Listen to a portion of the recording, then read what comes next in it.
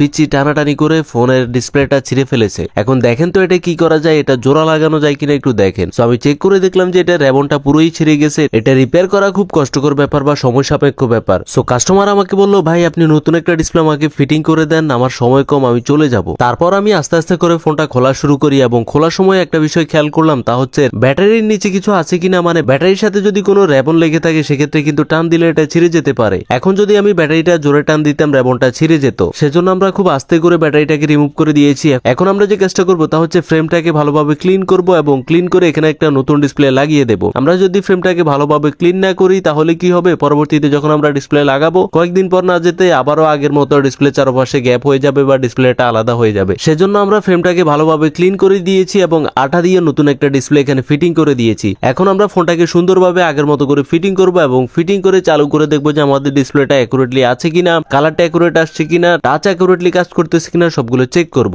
আমরা অলরেডি এই ফোনটাকে খুব সুন্দরভাবে ফিটিং করে দিয়েছি। এখন আমরা যে কাজটা করবো তা হচ্ছে চারপাশে যে আঠাগুলো আছে, এক্সট্রা আঠাগুলো, এগুলো সুন্দরভাবে ঘষে রিমুভ করে দিব এবং রিমুভ করে আমরা চালু করে দেখবো যে আমাদের ডিসপ্লেটা অ্যাকুরেটলি আসছে কিনা, টাচটা অ্যাকুরেটলি কাজ করতেছে কিনা এবং সবকিছু চেক করব। কালারটাও চেক করবো অ্যাকুরেটলি আসছে কিনা। এন্ড আপনারা দেখতে পাচ্ছেন আমাদের ডিসপ্লেটা কিন্তু অ্যাকুরেটলি আসছে, সবকিছু অ্যাকুরেটলি কাজ করতেছে। তার মানে আমাদের সমস্যাটির সমাধান হয়ে গিয়েছে।